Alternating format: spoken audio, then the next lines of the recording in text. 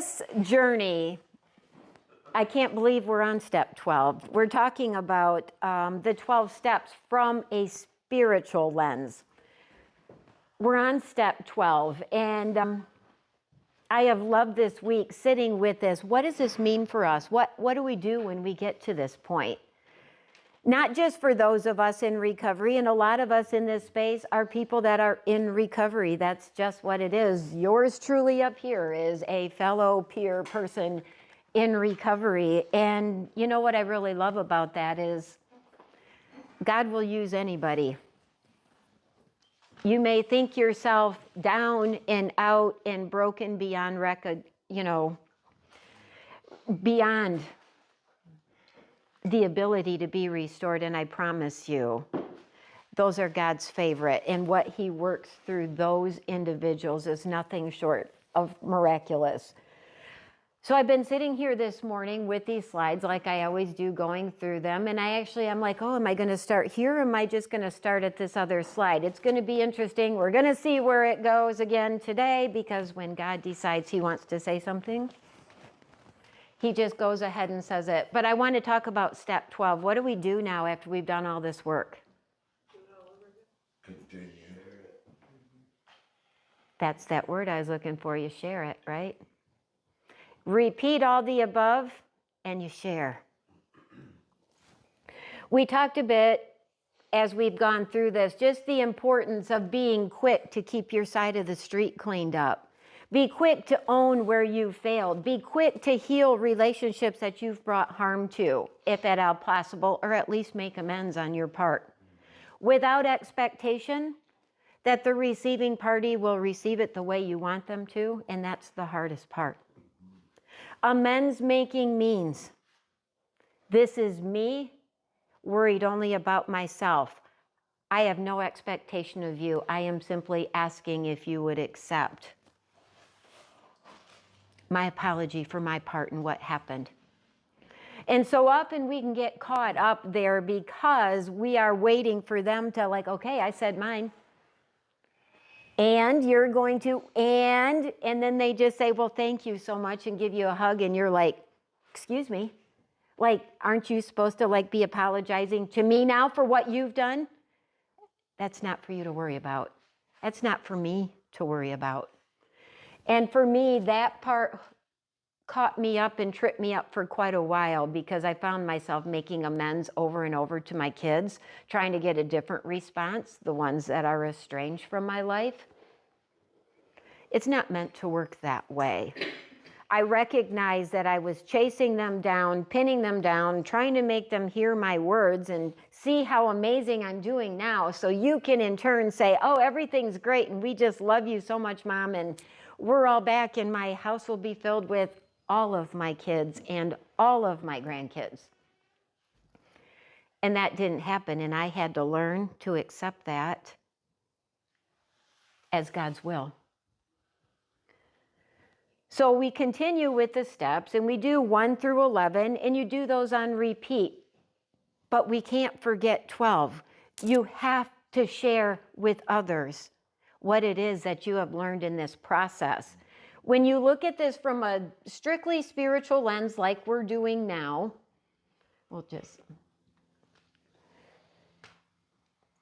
there should be an excitement in you to do this. I sometimes am at a loss as to why myself, as somebody who is so aware of what God has given me, why am I not so excited to tell people? Why am I more embarrassed? I don't want to talk about Jesus in front of everybody. They're going to think I'm a Jesus freak. They're going to think I'm one of those weird people. And I've heard all the things. I've heard how people talked about those kind of people, the ones that are really exuberant about God and Jesus. And can I tell you what He's done in my life? But when He grabs you and does that work, that's really how you feel. Can I just tell you? It's like those of us that, it's like we fight and claw our way through sobriety. Man, that's a tough road. And then we get a taste of recovery, and all of a sudden something wakes up in you like, life can really be good again. And you get excited about it, and you want that for everyone. And when I started looking at that through the lens of God?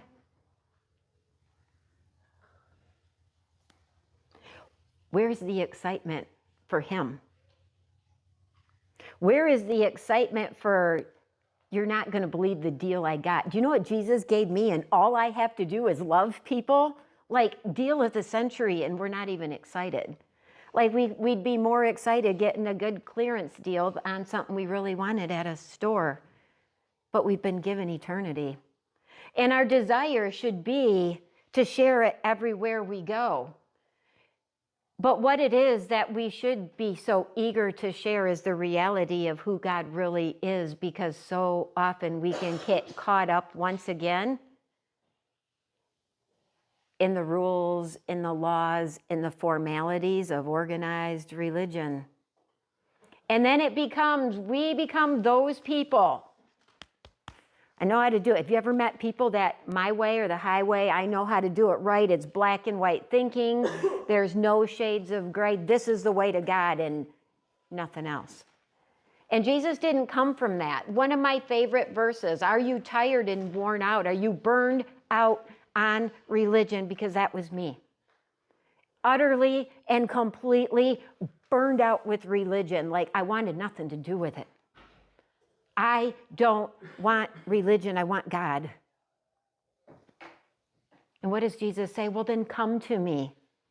I'll show you how to take a real rest, to learn the unforced rhythms of grace. And that sounded pretty good to me. I mean, that sounds really, really good to me. That I was that person that grew up in that super confined religion of rules and laws and legalism. And I was struck so fully as I sat with these things this week. That was the very thing that Jesus came to do away with. What we need to present to people who are in bondage is not a religious bondage, but a freedom found only in Jesus. And that's a very spiritual thing. That is a deeply and profoundly spiritual relationship. It's not rules and regulations and laws and denominations and all the things. I had a discussion with my husband, and I said, I can't even comprehend what it must be like today to be somebody that's new to the faith. I'm seeking God, and I want to find him. Well, there's churches everywhere, so I'll go to this one, and then I'll try this one. But what do you find out? Do they all like each other? Who do they all profess they're serving? What does that do to a new believer? All these people saying that they love God and they know all the right things and this is the way because their denomination says this is the way to Jesus. This denomination says this one. This denomination says this. And then they all fight.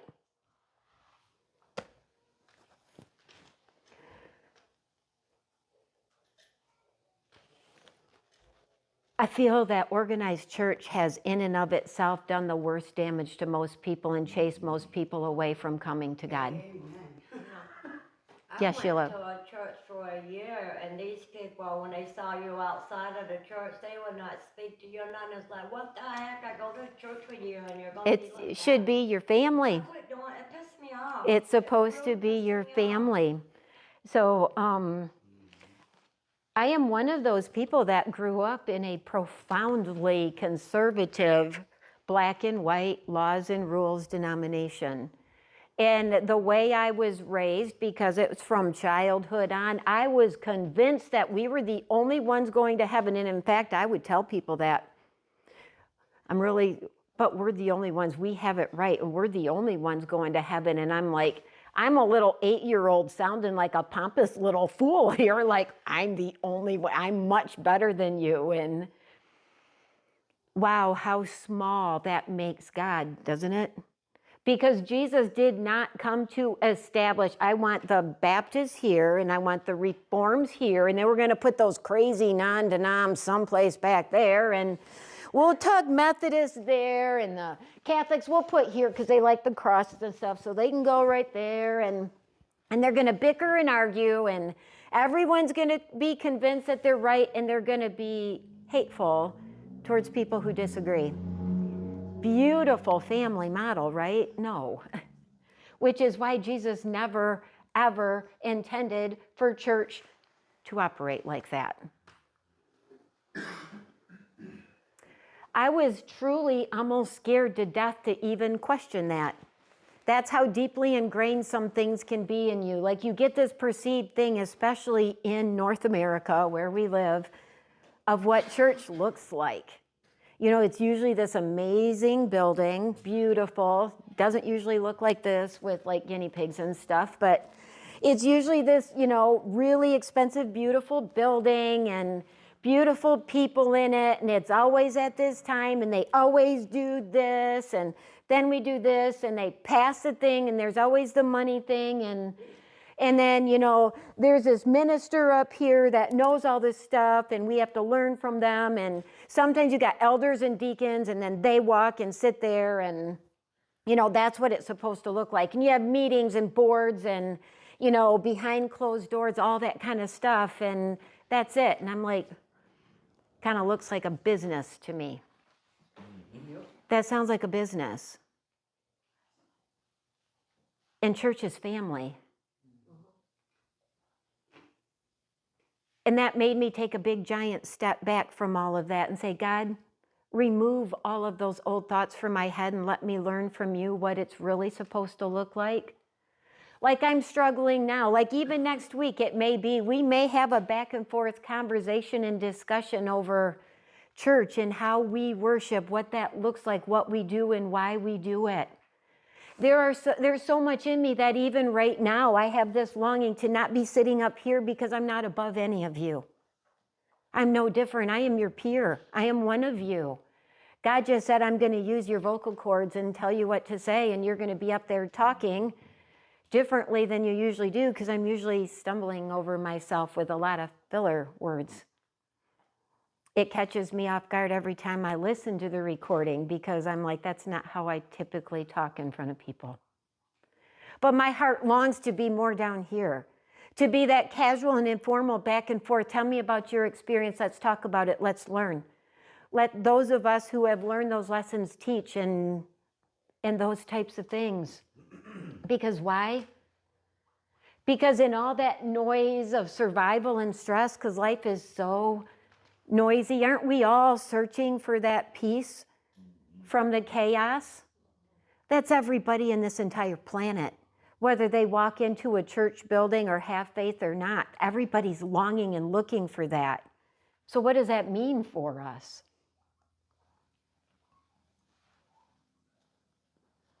First of all, it means you can't be an empty well and think you're going to help anybody. That means you have to do the hard work on yourself. And for 12 weeks now, I cannot believe we've been doing it that long. We have been talking about doing the hard work and building those foundations. All of that helps you to breathe in the grace. It's the rebuilding of self. It's establishing a foundation that's strong and true and is going to stay solid no matter what comes in life. For those of us that have battled through addiction, found our way to recovery, and it doesn't matter at what point of that journey you're on. It's just different levels of hard. But God is there for that. If you're in recovery from life, and who here isn't? Unless you're perfect, you are recovering from life because we're all living in this fallen, broken, sinful world, right? We're all sinful. We all do wrong things. We all fail. We all get it wrong. At least I do. And still, God's like, that one is mine. There is such pride and such love when God looks at you. You know, it's like that proud parent, you know, look at my kid out there on the field, you know, it's like t-ball and they're like picking daisies and twirling around on the bat and the ball goes flying and nobody goes and then the whole team runs after it and the kids are running the wrong way. But man, those parents are like, that one's mine. That one is mine. Look at my kid. Probably the worst t-ball player ever, but that one's mine. And you have such joy, and that's what God is thinking when he's watching us failing and not being epic either. but in his Abba eyes we are. We need to sit with that and do the healing of ourselves so we are prepared for step 12. Broken, empty people cannot possibly go out and serve others and share. There's nothing to share. So it has to start with this first. But now, step 12, we get to breathe out love. I'm going to read out of Luke 4. And these were words that Jesus chose to read. He was outside talking to quite a crowd of people. And he had just returned back to Galilee. And I'm just going to start reading it's Luke 4 at verse 14. And it just says this: Jesus returned to Galilee powerful in the Spirit. News that he was back spread through the countryside. He taught in their meeting places to everyone's acclaim and pleasure. He came to Nazareth, where he had been raised, and as he always did on the Sabbath, he went to the meeting place. When he stood up to read, he was handed the scroll of the prophet Isaiah. Unrolling the scroll, he found this place where it was written, God's Spirit is on me. He's chosen me to preach the message of good news to the poor, sent me to announce pardon to prisoners and recovery of sight to the blind, to set the burdened and battered free, and to announce this is God's time to shine.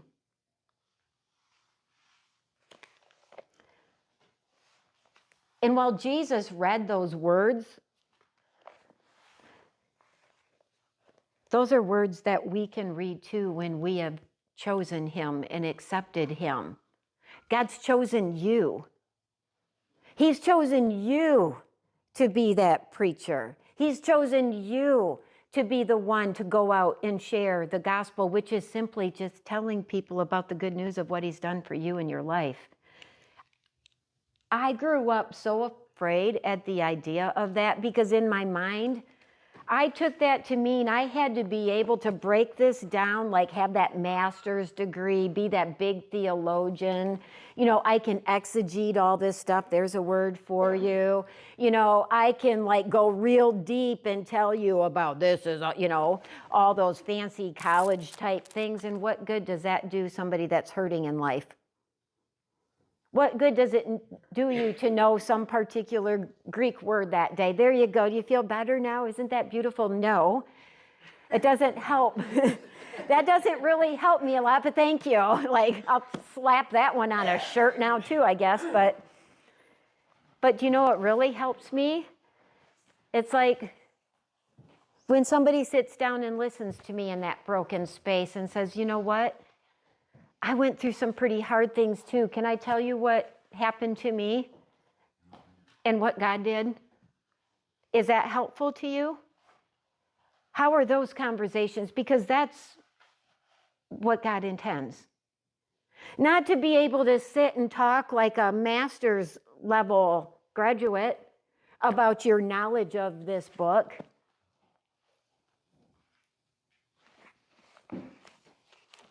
And I'm not discounting education.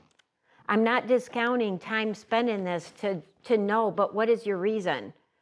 Just so you know how to be the best underliner and tabbies and highlighters, and so your Bible has all this stuff with, you know, I'm going to circle this and do this big long thing to show that it ties into this and all of that. Is it about that? Or is it getting your head up and out of this and putting into practice what God's told you to do in this book, this love story? Because really, we have one job, and that's truly to breathe out love. Because again, in the Bible, it says that Jesus was asked specifically, what is the greatest commandment? Love God and love people like you love yourself. Because really, if you think of it, you know, you have the 10 commandments. For those of you that are overachievers, and I want more than 2, There's 10 more. Go ahead and use those. But if you're loving God and loving your neighbor, do you need to read those 10 commandments to know you should be doing that? Because how do you treat people when you love them? Are you mean? Do you gossip? Do you cause harm? Do you rob? Do you cheat? Do you steal? Do you murder? Do you take? Are you jealous of them?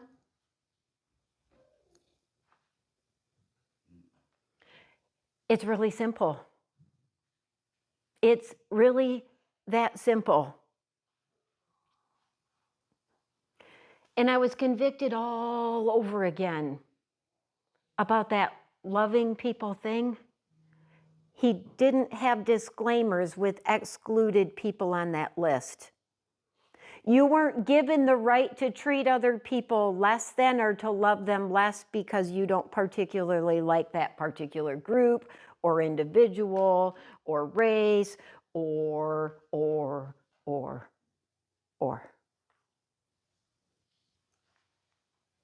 And you know me, and I'm not afraid to go there. I am going to say Christians are really good at being hateful and judgeful.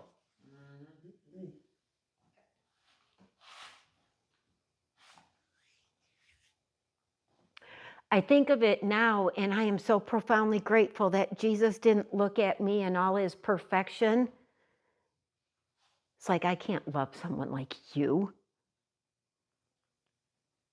Who do we think we are when we do that?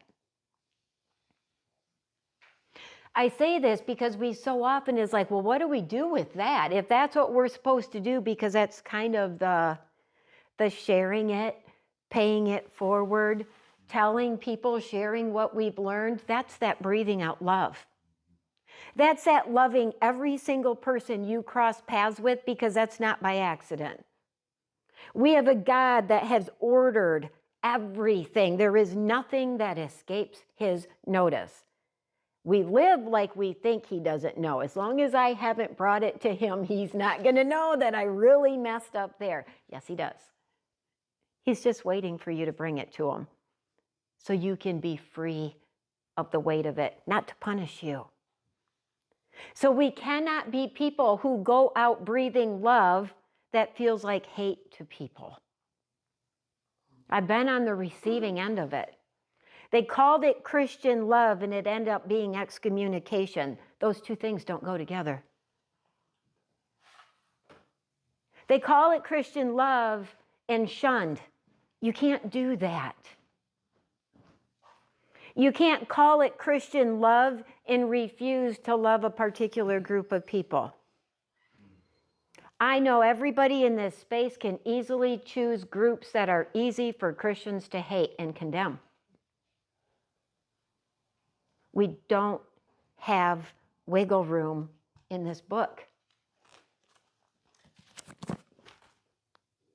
I will say, till the day I die, you are free to judge and hate somebody if God said you're free to hate them.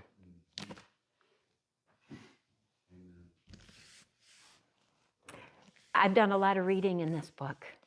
A lot. Because I happen to love it.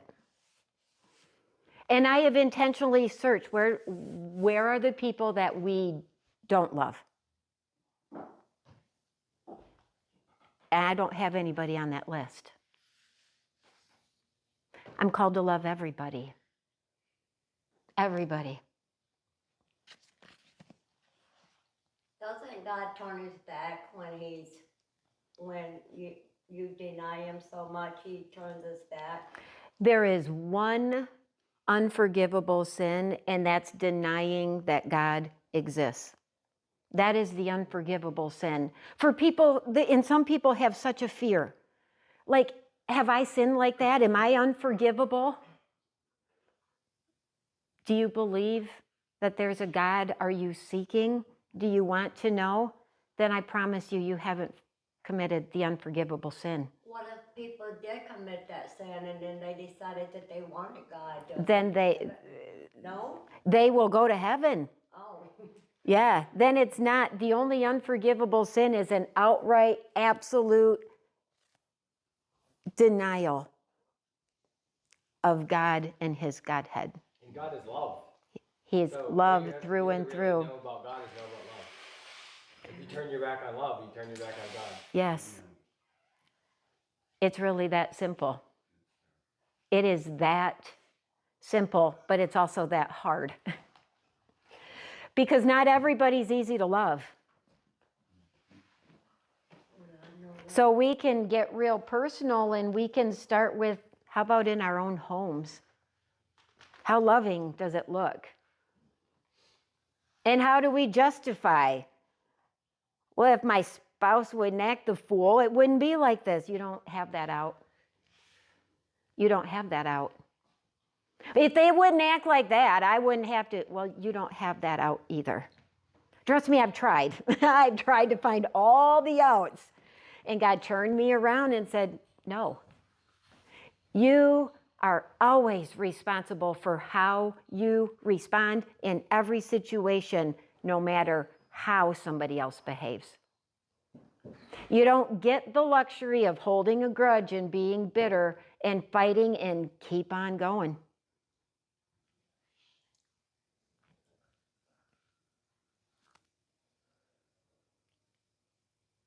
And man, we wrestle with that. Because some of us have really experienced some things. We've really gone through some tough times. We've really been hurt or harmed by people, sometimes even the ones living in our home. And it can be really difficult to look at them with eyes of love.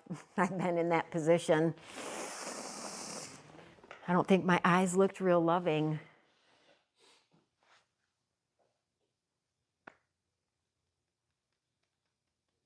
I don't know how in the world Jesus was able to love everybody.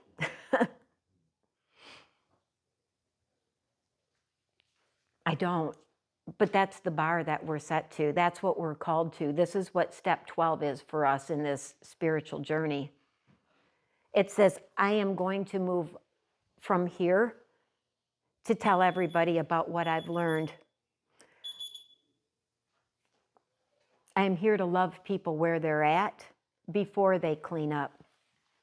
We are here to love people even if they choose to reject my faith. You don't get to hate people who don't believe like you. I hear so often, love the sinner, hate the sin. But I listen to the conversations and there's a lot of hating the sinner that happens in those conversations.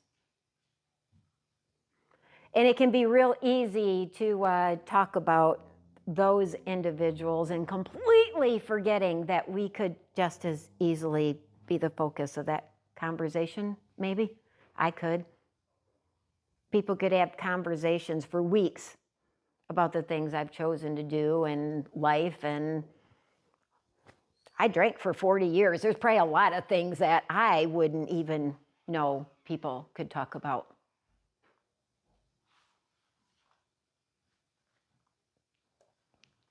How do we do this?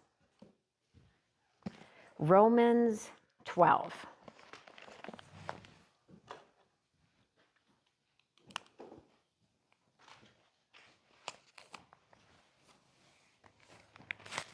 I need some bigger print. I think my eyes are getting old, but I'm going to do my best. Okay, I'm going to do a little bit of reading, but this is a good chapter and important. Romans 12. So here's what I want you to do, God helping you. Take your everyday, ordinary life, your sleeping, eating, going to work, and walking around life, and place it before God as an offering. Embracing what God does for you is the best thing that you can do for Him. Don't become so well adjusted to your culture that you fit into it without even thinking. Instead, fix your attention on God. You'll be changed from the inside out. Readily recognize what He wants from you and quickly respond to it. Unlike the culture around you, always dragging you down to its level of immaturity, God brings the best out of you, develops well-formed maturity in you. I'm speaking to you out of a deep gratitude for all that God has given me, and especially as I have responsibilities in relation to you. Living then, as every one of you does in pure grace, it's important that you do not misinterpret yourself as people who are bringing this goodness to God. God brings it all to you. The only accurate way to understand ourselves is by what God is and by what He does for us, not by what we are and what we do for Him. In this way, we are like the various parts of a human body. Each part gets its meaning from the body as a whole, not the other way around. The body we're talking about is Christ's body of chosen people. Each of us finds our meaning and function as a part of the body. But as a chopped off finger or cut off toe, we wouldn't amount to much, would we? What good? I mean, like, I'm a finger all here by myself, just hanging around. You got a job for a finger to do? Just a finger. I'm a little toe over here. You're not going to be much good if you're not attached to a body. That's the point that we're making. It can't be just a self thing. So since we find ourselves fashioned into all these excellently formed and marvelously functioning parts in Christ's body, let's just go ahead and be what we were made to be, without enviously or pridefully comparing ourselves with each other or trying to be something we aren't. If you preach, just preach God's message, nothing else. If you help, just help, don't take over. If you teach, stick to your teaching. If you give encouraging guidance, be careful that you don't get bossy. If you're put in charge, don't manipulate. If you're called to give aid to people in distress, keep your eyes open and be quick to respond. If you work with the disadvantaged, don't let yourself get irritated with them or depressed by them. Keep a smile on your face.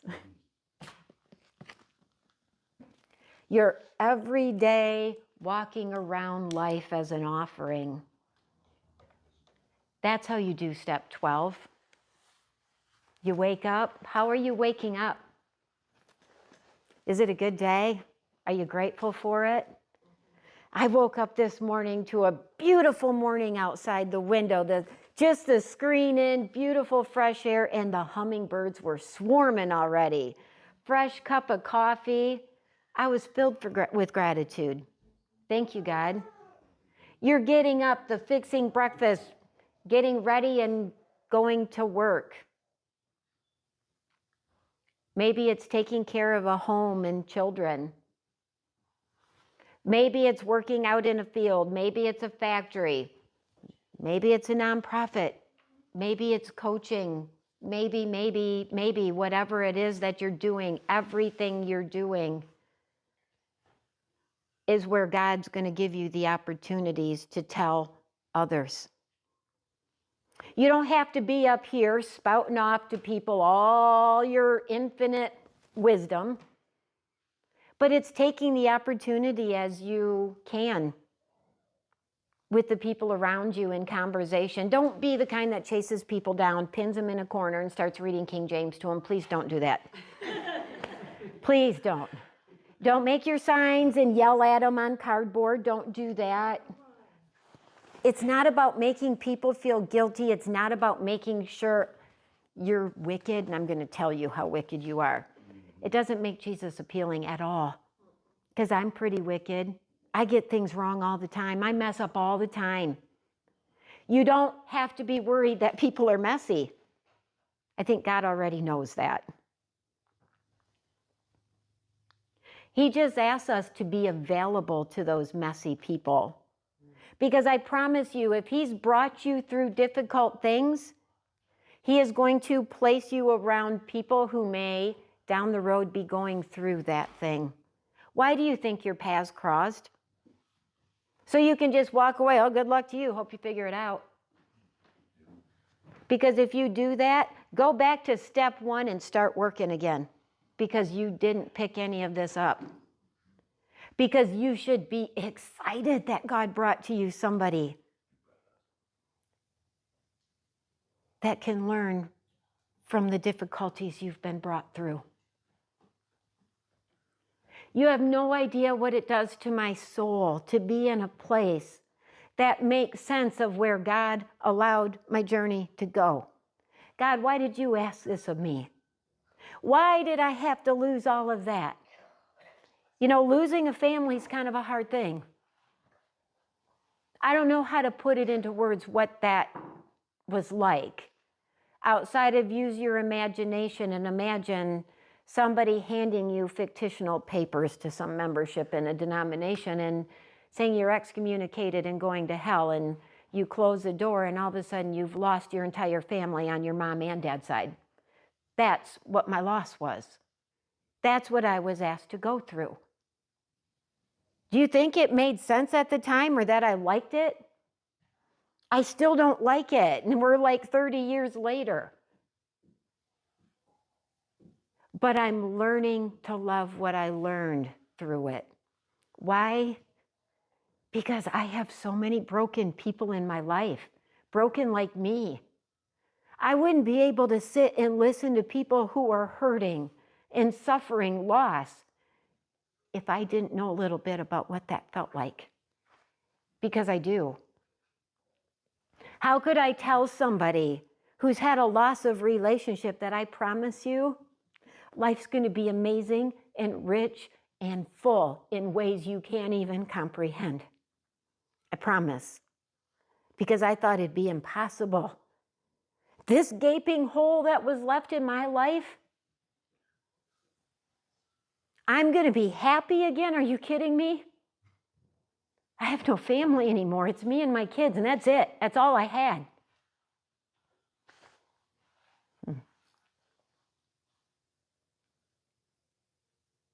All of those difficult seasons are exactly for step 12. So you can go out and share the good news of hope, of how I know this is really hard right now. I know it is. I just want to share with you what God's done in my life, though. I've been through some hard things too. It's remarkable what hope does for somebody in their life. I know what it did for me when I came back to church and I was finally not afraid to be there anymore.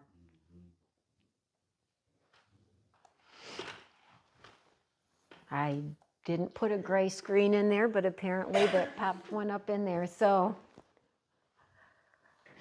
one of the problems is we so often feel like, what do I have to offer? My life has brought me to all kinds of shady places. Hung out with some lowlifes. I might be, like I'm not all super polished, and maybe I'm not professional, or maybe not this, but there is not a person on the planet who doesn't have something to bring to the table, because every single person on this planet has been given by God exactly what they need to bring.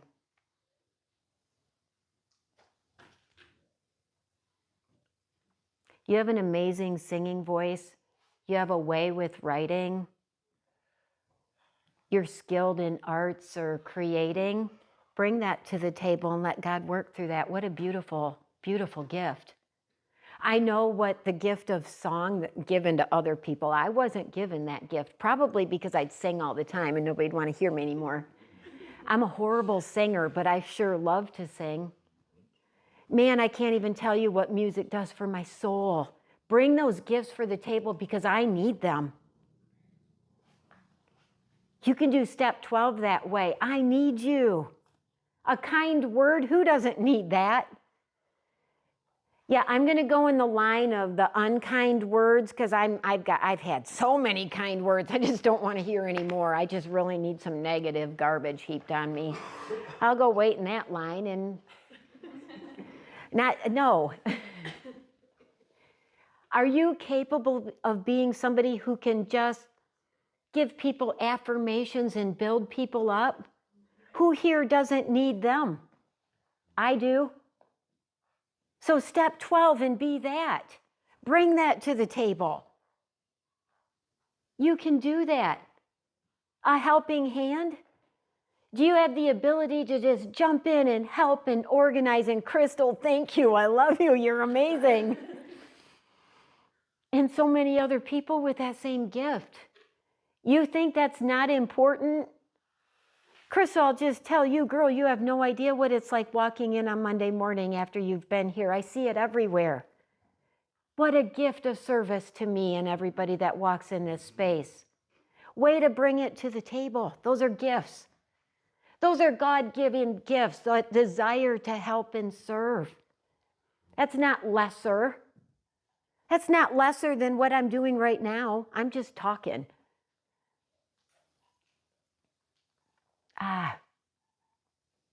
I'm a good listener. That's all I have to offer. All. Do you know how much we need good listeners? Do you know how starved the world is for a good listener? Because what is good listening? In order to love you, I have to listen so I know how to love you. The command is to love everyone. You don't love people by walking in there with your preconceived notions of how that's going to look, and now I'm going to pin you down and love you the way I'm going to love you. We listen so we know how to love and support.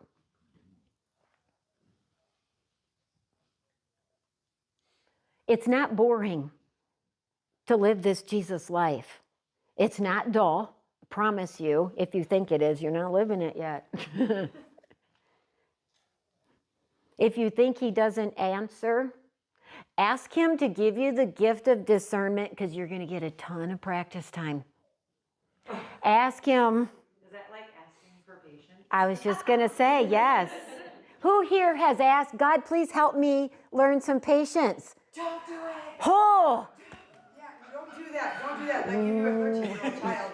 yes. Don't. God. What did I do?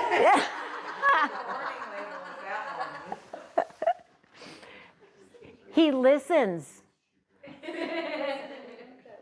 But because we so often aren't listening to him, we miss that he's answered, and we get upset that he's like, you asked for discernment. I'm giving you the opportunity to learn it. I thought it would just be like a switch, like flip that master breaker thing and just turn on the discernment, have it all done. Like, you mean I have to learn through the process? Like, I might get it wrong. Yeah, you're going to get it wrong sometime.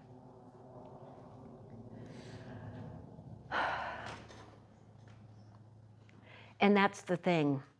We are all going to get it wrong, and that doesn't mean you are not equipped to do this step 12 and to share what God's done in your life. It's because you get it wrong and get back up, which is exactly why you do step 12. You don't do step 12 because, well, I'm perfect now. Look at me. No sin on me no more. I'm ready to tell everybody how to live life. Just come and listen. You want to know how to do it right? I know how to do it all right now. Now, I epically fail and bomb sometimes. Sometimes publicly for all to see, and other times I just openly share it because I just live that way. And that's part of step 12. Living transparently. If you're operating in communities, or you find yourself navigating that church arena where you're like, I want to find the right place for me, and you're visiting churches. If you're ever in places that you feel like you need to wear a mask or to portray yourself in a certain way because what I bring as I am probably isn't good enough, that's a lie. That's one of the biggest lies that happens so often on Sunday morning.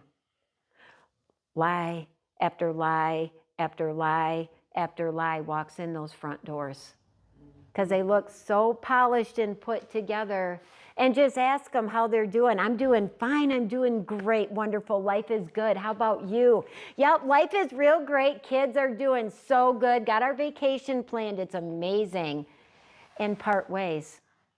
You have no idea. Horrible diagnosis came in. A relationship is falling apart. I can't even deal with my kids anymore. One of my kids is off the rails. There can be a million different things, but do you know it in church?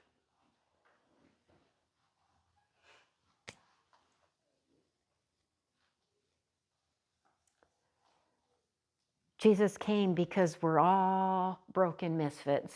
Every single last one of us. He knew that when he came and still went to find us.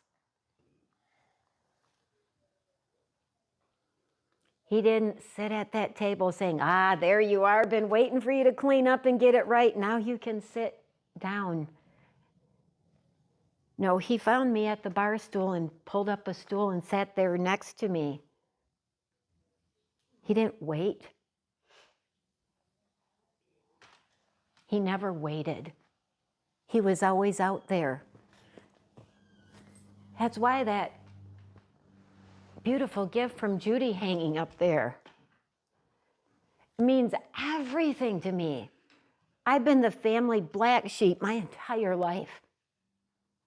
The dreaded black sheep. You know, the awful one. The one removed and sent away. The one rejected. The one that's lost while the rest of the 99, the herd, is all safe and sound. And I always picture them all fluffy and white, but I don't know where I came from, but I'm that black one.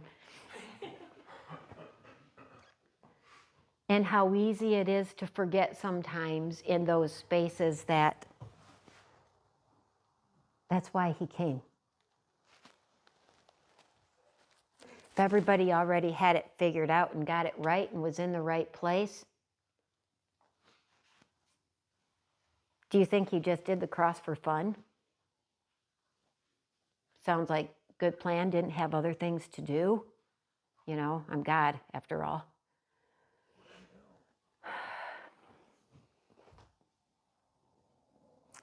But it's those. You know, me. And probably all the others who've ever felt like a black sheep sitting in this space. Those are the ones he really loves. The wounded and injured and broken. And the ones out there lost and alone and so vulnerable. The ones that are rejected and sent away, overlooked, unwanted.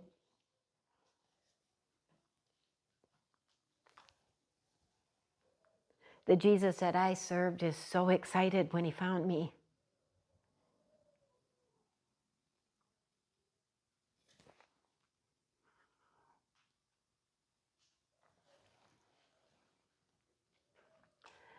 This world is filled with so many black sheep out there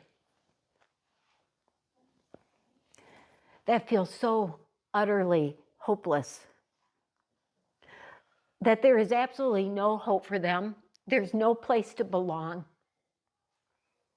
Where's the church?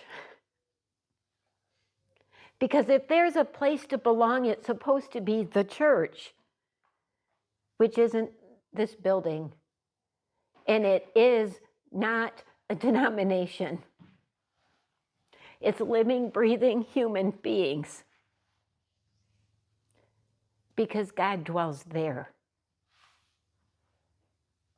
I don't have to walk inside these doors to find my Father God. I don't have to go anywhere to find him because he's right here. And he gave me one job. All God's creatures. Love like I do.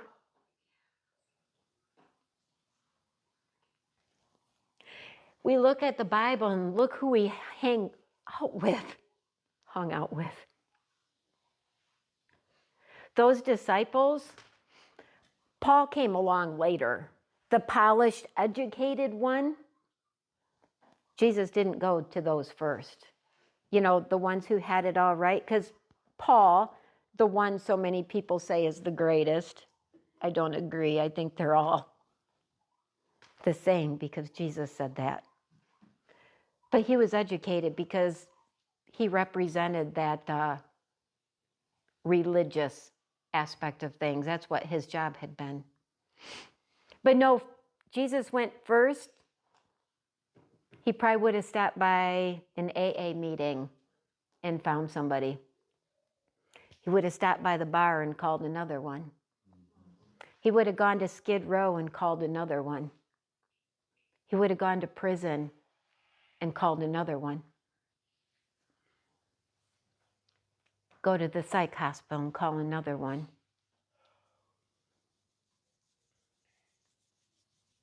The broken one sitting alone at home, devastated in isolation and loneliness and loss, calling that one. Heidi, who thinks she's irredeemable and going to hell, I'm calling that one. Just wait and see what I'm going to do with her.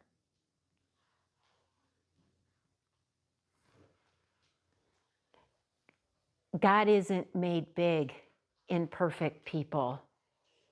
He's made enormous in the most broken. When you see what God has done in the lost and hurting and broken, living, breathing miracles, every single one. I count myself as one. Don't you want everyone to feel that way? The knowledge of like, I'm that loved. Let me tell you what I've done. I have no shame in telling you what I've done, where I've been, the dumb things I've done. People have actually been embarrassed, like, oh, I didn't need to know that. I have no shame. I'm just so excited because it shows you what God does when he gets a hold of a life. So step 12.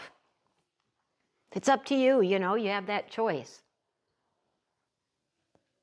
Are you going to share what you know?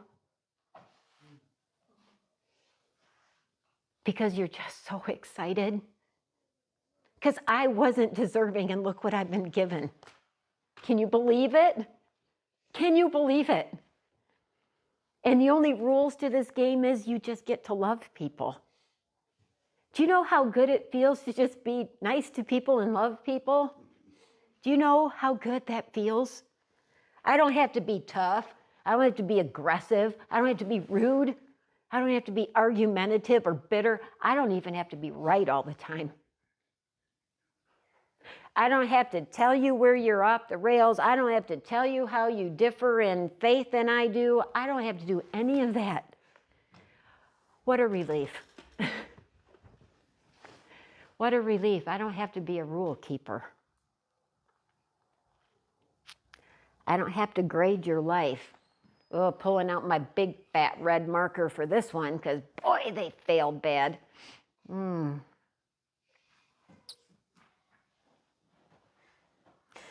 most freeing decision I've ever made in my entire life is agreeing to do it God's way.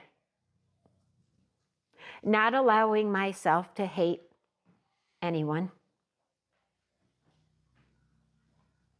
Boy, that really stretched me.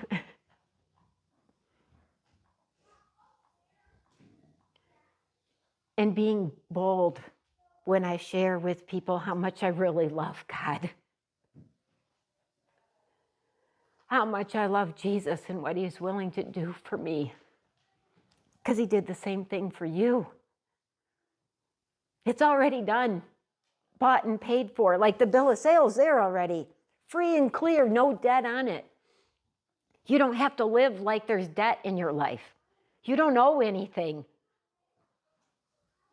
You don't have to live in guilt and shame and anger and bitterness and depression and anxiety and fear. The Spirit, I get that. And I just have to love people. That's all I have to pay for all of that. That's it. It's what step 12 is. It's loving people enough to share with them the very thing that saved your life. Because their life should matter to you. I don't care what kind of history you have with them. I don't care the past you've had, the experience you've gone through. And I'm not saying this, saying that everything gets put back together. I promise you it does not sometimes. Nothing got put back together for me. And 4 of my kids joined my family out of my 6. I have 2 kids that speak to me. That's all the family I have that speaks to me. That's it. So sometimes more does get asked, and yet, when you find yourself doing this and living this way because of God, because of Jesus, my eyes are so wide open to look at all of you. You're in my life. If God wouldn't have moved me, I wouldn't know a single one of you, and what a loss that would be to me. What an absolute loss.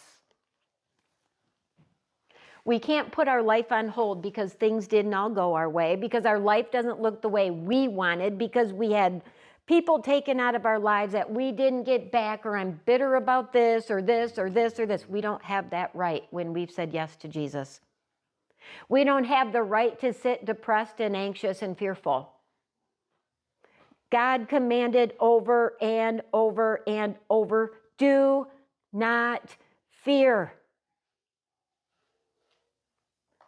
Do not fear. So much, in fact, that there's enough for every single day of the year.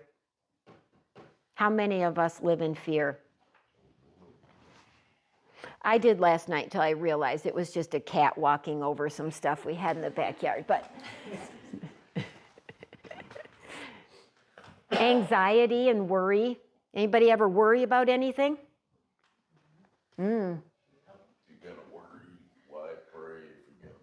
Why worry?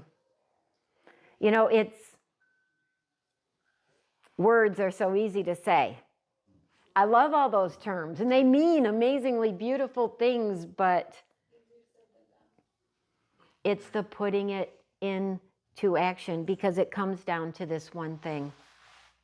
Do you trust God's promises? Are you ready to live like you do? Because that takes away your right. Anger, greed, hate, jealousy, shame, guilt, depression, and on and on and on. If Jesus paid for it in the way that he did when he said it is finished, it was finished. Remember, it wasn't the 80-20 plan, like I'm covering 80 and you've got 20. I live my life like that. Like, Jesus died for this, but I gotta make up for this. We can't. There is nothing you have ever done that Jesus didn't say, I got that. I covered that. I covered that. I covered that. I got it. And on top of it, does anybody here deal with shame? Do you understand that God never looks at you with shame? Ever? Do you know that Jesus doesn't? No matter what you've done. When Jesus pulled that bar stool up right next to me when I am wasted, he wasn't ashamed of me then either. He was brokenhearted. But ashamed of me? No. Isn't she amazing? I love her. I love her. You need to know those things, because if you don't, you get too hung up on them to do step 12. So that's step 12. You got to make that decision. Do I really believe this? Or If you're newer to it, this can be difficult. And maybe you're somebody who's like, I want to believe this so bad. This is just hard. Like, it's hard to believe something that's invisible in some aspects until you realize everything and everyone is God because it's God created. God didn't ask you to have it all figured out. He's like, I know your heart. What is the motives in your heart? So step 12, it comes down to those two greatest commands. Love God and love people like I loved you. Because if you do that, you're going to want to do step 12. That's what it's all about. I have really, really loved going through these steps over these past 12 weeks. And it has opened my eyes to so many areas that I've got work to do in.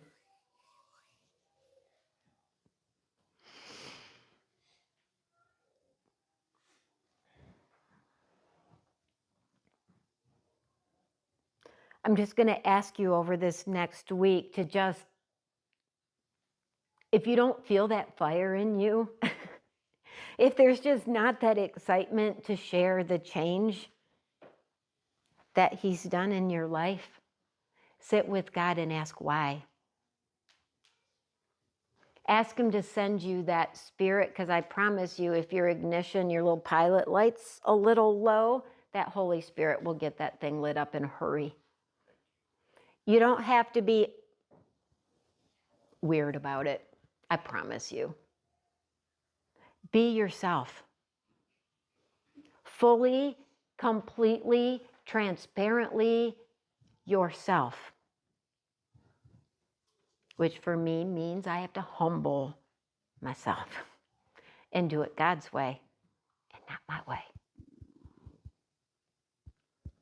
And I have to love people enough to be uncomfortable at times to be Jesus in this world.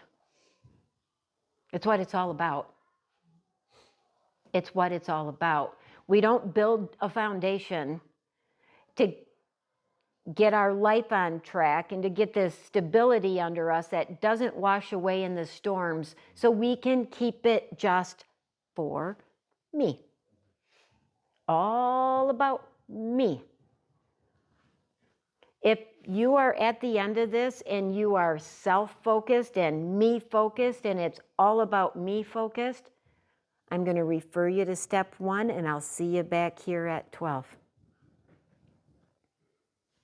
It's a whole lot of humbling.